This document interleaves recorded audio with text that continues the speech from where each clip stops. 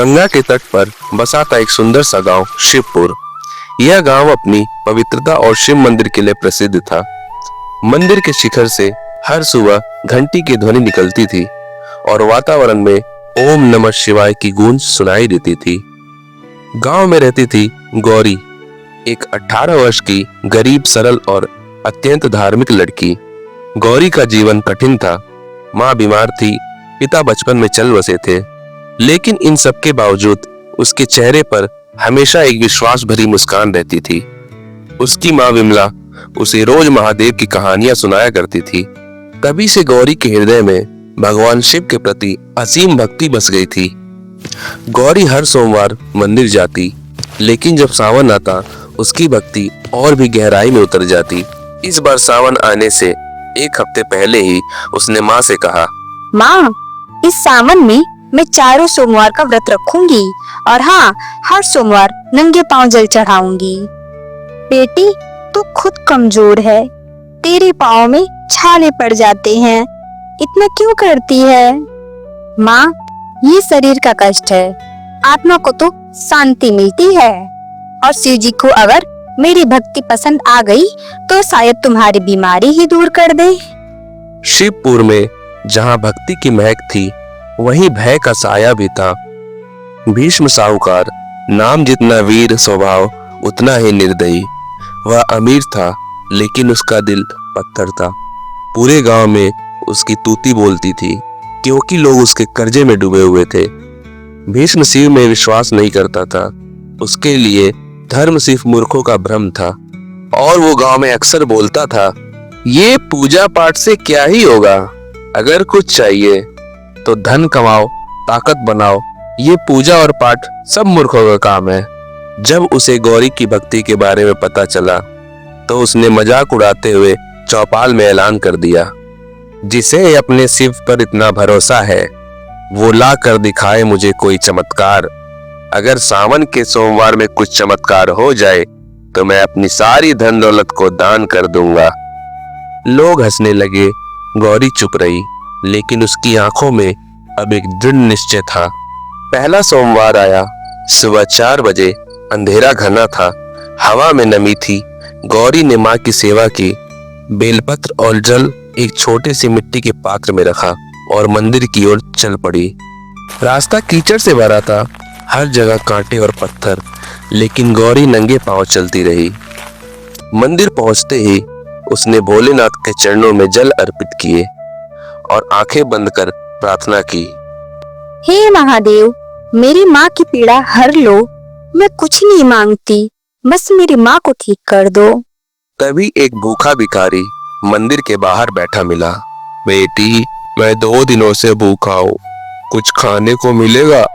बाबा, ये मेरे लिए प्रसाद से बढ़कर है, आप इसे खा लीजिए। बेटी, तेरी भक्ति रंग जरूर लाएगी। अब गौरी की भक्ति गांव में चर्चा का विषय बन गई। लोग उसकी आस्था से प्रभावित होने लगे। यह देख भीष्म क्रोधित हुआ। उसने गांव के पंडितों को पैसे देकर अफवाह फैलाई। इस बार सावन में कोई भी शिव को प्रसन्न नहीं कर पाएगा। कुछ अशुभ घटना घटने वाली है। जो सोमवार को व्रत रखेगा उसके घर दुर्भाग्य आएगा। गांव के लोग इस अफवाह से डर गए, लेकिन गौरी अडिग रही। वह मंदिर जाती रही, नंगे पांव, भीगती कांपती, मगर विश्वास से भरी। एक शाम भीष्म ने गौरी का रास्ता रोका। कहाँ जा रही है लड़की? क्या तुझे डर नहीं लगता? तेरी माँ बीमार है और तू शिव के पीछे पागल हो गई है। डर उन लोगों को लगता है जिनका विश्वास कमजोर होता है। मैं डरी नहीं हूँ, भरोसे पे हूँ अपने शिव जी पे। गौरी की बातें सुन भीष्म वहां से चिढ़कर चला जाता है। दूसरा सोमवार आया तो बारिश ने गांव को चारों ओर से घेर लिया। पगडंडियां गीली होकर मिट्टी में बदल चुकी थी और मंदिर तक का रास्ता कीचड़ और पानी से लबालब भर गया था। लेकिन गौरी के इरादों में कोई डगमगाहट नहीं थी। सुबह 3 बजे ही उठकर उसने माँ को पानी पिलाया। माँ की सांस अब और भी भारी हो चली थी। माथा तप रहा था और बुखार ने उन्हें घेर लिया था। गौरी, आज मत जा बेटी, अब मैं तुझे खोना नहीं चाहती।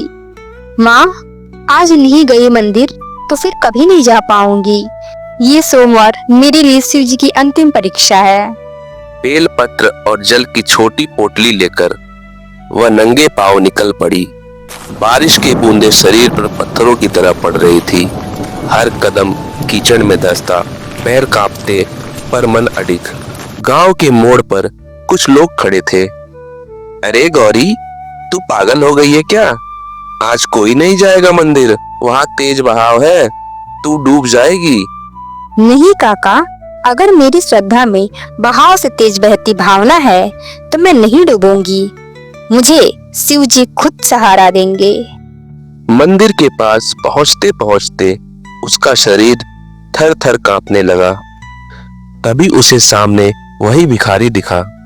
इस बार मंदिर की छत से पानी गिरता उसके सिर को भिगो रहा था। बेटी, तो फिर आई? हाँ बाबा, जब तक माँ ठीक नहीं होती तब तक हर सोमवार आऊंगी। गौरी ने जल चढ़ाया और शिवलिंग से लिपट गई। भोलेनाथ, माँ की सांसें थम रही हैं, आप कृपा करो, आप ही हमारे पिता हो। एक तेज बिजली कड़की। मंदिर की घंटियां तेजी से हिलने लगी। पुजारी दौड़ते हुए आया। क्या किसी ने घंटी बजाई? गौरी बेहोश होकर गिर पड़ी। भिखारी ने उसे उठाया और मंदिर के अंदर ले गया। भीष्म को यह बात नागवार गुजरी। उसे लगा कि लोग फिर से गौरी को पूजने लगेंगे। उसने गांव के वैद्य को बुलाकर कहा, वैद्य, तू रोज गौरी की माँ को जड़ी बूटियां देता है ना? इस बार उस जड़ी बूटी में कुछ ऐसा मिला जिसे खाकर उसकी माँ हमेशा के लिए चली जाए। फिर उस लड़की को समझ आएगा कि भगवान नहीं होता।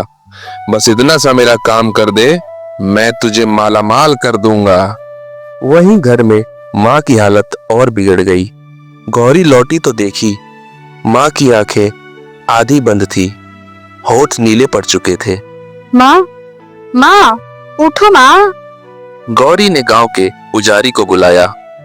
पुजारी जी, अब मैं सिर्फ प्रार्थना नहीं, यज्ञ करना चाहती हूँ, माँ के लिए, महादेव के लिए। बेटी, तेरी भक्ति आज गांव को फिर से श्रद्धा की ओर खींच रही है। मैं कल से मंदिर में यज्ञ की तैयारी करता हूँ। सावन का तीसरा सोमवार आया। आसमान में धूप और बादल एक दूसरे से संघर्ष कर रहे थे। गांव में चर्चा फैल चुकी थी कि गौरी ने मंदिर में यज्ञ करवाने का संकल्प लिया है। कुछ लोग आस्था से पुलकित थे तो कुछ भीष्म से डरते थे। गौरी ने भोर होते ही माँ के पास जाकर हाथ जोड़े। माँ, आज यज्ञ है महादेव से। आज मैं अंतिम बार मांगने जा रही हूँ तुम्हारी जान। अगर मेरी प्रार्थना असफल हुई तो मैं जीवन भर मौन व्रत रख लूंगी। बेटी, तेरा विश्वास ही मेरी दवा है। जा बेटी, जा जा, यज्ञ पूरा कर। मंदिर में पूरा गांव इकट्ठा हुआ। पुजारी ने अग्निकुंड तैयार किया। गौरी ने पवित्र गंगा जल से शिवलिंग का अभिषेक किया। उसकी आंखों में आंसू थे पर चेहरे पर संकल्प की कठोरता। भीष्म मंदिर के बाहर खड़ा हंस रहा था। एक लड़की का यज्ञ गांव को नहीं बचा सकता। ये सब ढोंग है और सबके सब पागल हैं। यज्ञ शुरू हुआ। मंत्र गूंजे, ओम नमः शिवाय, ओम नमः शिवाय। गौरी ने अग्नि में आहुतियां दी। हे महादेव, अगर मेरी माँ के पुण्य कम है तो मेरे पुण्य जोड़ दीजिए। अगर उनकी सांसें टूट रही हैं तो मेरी सांसें जोड़ दीजिए। कृपा करें महादेव, कृपा करें। अचानक आकाश में बादल गरजे, बिजली चमकी, मंदिर की घंटियां अपने आप बजने लगी। हवा के झोंकों ने अग्नि को प्रज्वलित किया। लोग पीछे हट गए मगर गौरी अग्नि के पास ही बैठी रही। उसके कपड़े में आग लग गई। पुजारी चिल्लाया, गौरी बेटा हट जाओ, आग है वहां। अगर महादेव को मेरी आहुति चाहिए, मैं तैयार हूँ। तभी मंदिर के शिवलिंग से जल की धारा बहने लगी। अग्नि शांत हो गई। चारों ओर सुगंध फैल गई। उसी क्षण गौरी की माँ के शरीर पे एक रोशनी प्रज्वलित हुई। उसकी सांसें चलने लगी और उसकी आंखें खुली। गौरी, मेरी बच्ची। माँ उठ बैठी। घर के लोग और पड़ोसी दौड़े। सबके मुंह से निकला, महादेव की कृपा हुई है। गौरी भागकर घर पहुंची। माँ को जीवित देख उसकी आंखों से झरझर आंसू बहने लगे। माँ, आप ठीक हैं? आप ठीक हो गई माँ? बेटी, तेरे विश्वास ने मुझे मौत के मुंह से खींच लिया। गांव में जयकारे गूंजने लगे, बोल बम हर हर महादेव। भीष्म ये सब देखता रहा। उसकी आंखों में पहली बार भय था, शिव का भय। गांव में चौथे सोमवार की सुबह नए उजास के साथ आई। आसमान साफ था, वातावरण में मीठी सुगंध घुली हुई थी। मंदिर की घंटियां दूर दूर तक बज रही थी। आज हर कोई जानता था कि महादेव ने गौरी की भक्ति स्वीकार कर ली है। भीष्म अपने हवेली नुमा घर में बेचैन बैठा था। उसकी आंखों में भय था, पर अहंकार अब तक जीवित था। सब मेरी दौलत भूल गए हैं, अब उसी लड़की को पूजने लगे हैं। क्या मेरे नाम का कोई मोल नहीं रहा? तभी उसे एक सपना आया। एक विशाल शिवलिंग प्रकट हुआ और उसे प्रज्वलित ज्वालाएं निकलने लगी। शिव की आंखें खुली और एक गूंजती आवाज आई, अहंकारी भीष्म, जिसने भक्त पर वार किया है उसका अंत निश्चित है। अब भी समय है, पश्चाताप कर। भीष्म कांप उठा, पसीने से भीग गया। आंख खुलते ही उसने फैसला किया कि वो मंदिर जाएगा और गौरी से माफी मांगेगा। चौथे सोमवार की सुबह गौरी माँ के साथ मंदिर पहुंची। उसके पीछे पूरा गांव चल पड़ा था। सबके हाथों में पूजा की थाली, फूल और जल। मंदिर का प्रांगण भर चुका था। पुजारी ने आज के लिए विशेष रुद्राभिषेक की घोषणा की। गौरी ने शिवलिंग पर जल चढ़ाते हुए कहा, भोलेनाथ, आपने मेरी माँ को जीवन दान दिया है। अब आप मुझे वो शक्ति दीजिए कि मैं इस गांव के अंधकार को मिटा सकूं। तभी मंदिर के द्वार पर भीष्म आया, लाठी पकड़े, थका हारा। गांव वाले चकित रह गए। सबने पीछे हटकर रास्ता दिया। भीष्म ने गौरी के सामने सिर झुका दिया। बेटी, मैं धर्मी था। मैंने तुझ पर अत्याचार किया, पर अब मुझे समझ आ गया है कि तू सत्य और विश्वास की प्रतीक है। गौरी ने उसकी ओर देखा और बोली, अगर आपकी आत्मा सच में बदल गई है तो शिव आपको क्षमा करेंगे। भीष्म ने रोते हुए मंदिर के सामने अपनी सारी संपत्ति गांव के कल्याण के लिए दान कर दी। मंदिर में घोष हुआ, भीष्म ने अहंकार त्याग दिया है। हर हर महादेव। रात में गौरी फिर से मंदिर आई। अकेली वह शिवलिंग के सामने बैठ गई। चांदनी में शिवलिंग चमक रहा था। भोलेनाथ, आपने सब कुछ लौटा दिया, मेरी माँ को जीवन दान दे दिया, गांव को प्रेम और विष्ट को चेतना। अब मैं क्या मांगू आपसे? तभी भिखारी के वेश में वही वृद्ध फिर प्रकट हुआ और बोला, बेटी, अब समय है कि तू अपने जीवन का नया अध्याय शुरू कर। शिव की भक्ति से तेरा जीवन धन्य हो चुका है। अब इसे दूसरों की सेवा में लगा। तभी मंदिर में प्रकाश फैल गया। घंटियां अपने आप बजने लगी। महादेव की कृपा अब हर दिशा में फैल रही थी। गांव में फिर हरियाली लौट आई। भीष्म साधु बन गया।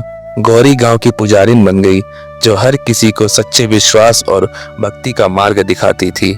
सावन का महीना समाप्त हुआ, लेकिन शिवपुर के दिलों में महादेव की कृपा अमर हो गई। आज भी जब सावन आता है तो लोग कहते हैं, अगर सच्ची भक्ति हो तो भोलेनाथ खुद उतर आते हैं सहायता करने। हर हर महादेव।